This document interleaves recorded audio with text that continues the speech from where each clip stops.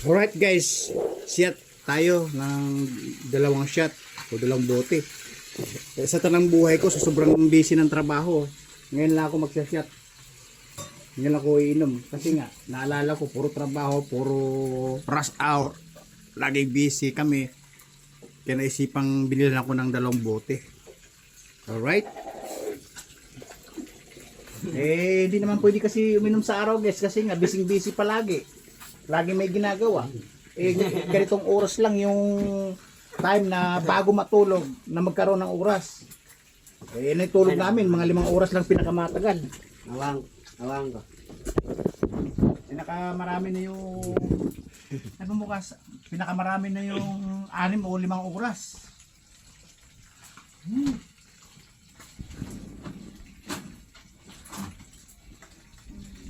Alright, diba?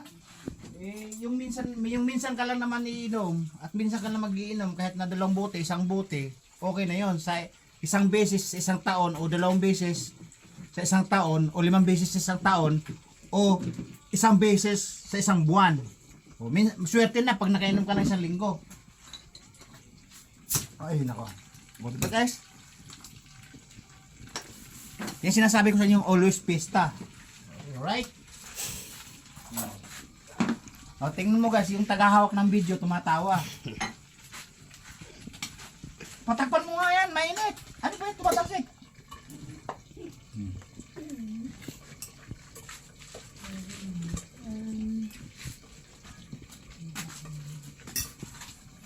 Hey guys, kasi yung may suki kami 3 tao o 4 na tao na suki namin ng ulam. Kahit na wala kaming order, kusang dumadating dahil good pair daw kami. Good pair daw yung kasama ko sa bahay. Hindi naman ako nagbabayad ng ulam eh. Ano lang ako, taga-kain. Natawa kayo. Taga-kain. Hey guys, kaya yung apat na suki namin, wala kaming go signal na order ko na. Kusang dumarating kaya nagtatambak na ganyan. Oh my goodness. Kaya sabi ko, kasama ko sa bahay, sabi ko, try mo wag bayaran para hindi darating yung ulam kahit wala ka namang order. Dumarating kusa. Oh my goodness. What happened of the people of the Philippines? Oh my goodness. Ang sabi ko, wag mo nang bayaran sila muna para hindi na madala dito ng ulam. Kasi nga, tinitignan ka palang good keeper ka pala kahit hindi wala kang order. Kusang dumarating. Kaya minsan sa akin ng ulam, pinapakain namin sa aso, meow! Ganon. Matawa ka.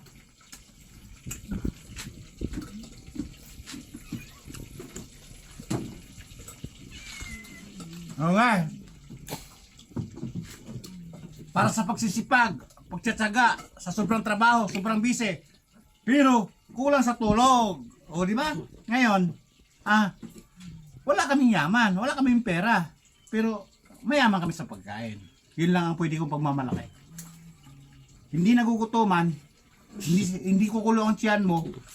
Hindi, ibig sabihin kahit anong oras kang kumain, meron kang makukuha sa 2 freezer. Ngayon, kaya lang, always talaga late ang kain namin, gawa ng busy kami sa trabaho.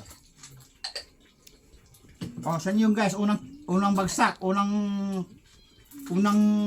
yarok, yun.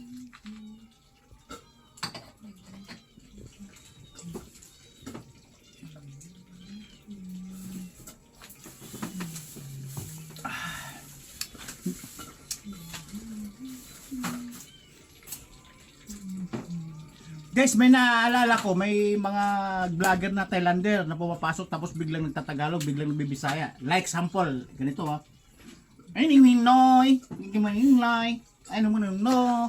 Isi ni min doan. Isi ni ang ing min mo. I mean ang engo.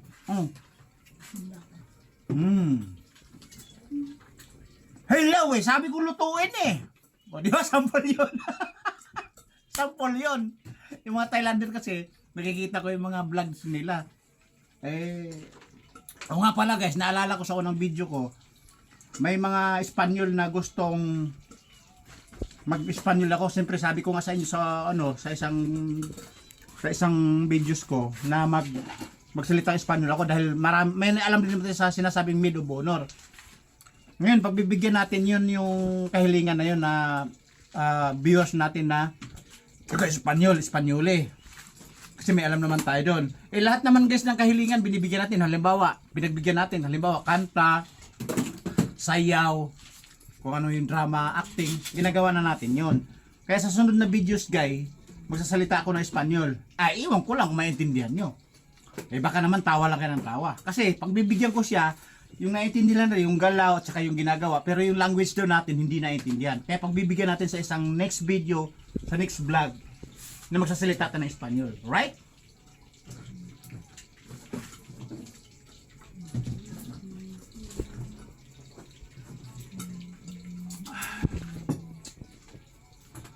Alright? Ilang minuto na? Okay. Alright guys, medyo mahaba na tinatahak. Wala tayo, against guys, wala tayo sa rush hour, wala tayo sa ginagawa, wala tayo sa busy. Mag alas 12 na, o higit alas 11 na, siyempre papahinga na, mga 5 hours, 3 hours. Sinabay ko na lang to kasi sayang yung pagkakataon na nagkakaroon ka ng oras. Kahit pa paano mag-shot naman, di ba? Minsan lang to nangyayari sabi ko nga, baka sa isang buwan wala pa mga 2 months o 1 time lang nagagawa to, nasa sobrang busy. Baka sabi ko nga, sa isang taon 3 times lang maliban lang kung may okasyon na kasiyahan sa mga kaibigan natin at napagbigyan natin ng special na tumpukan, di ba? Alright? Mga yung sinasabi ko guys wala tayo sa bakas, wala tayo sa bakas, wala tayo sa check the place. Pinakita ko lang yung galaw sa kusina at bago kami kumain kung late ang kain namin, na palaging late kasi nga busy sa trabaho. Okay? Babu! Good night!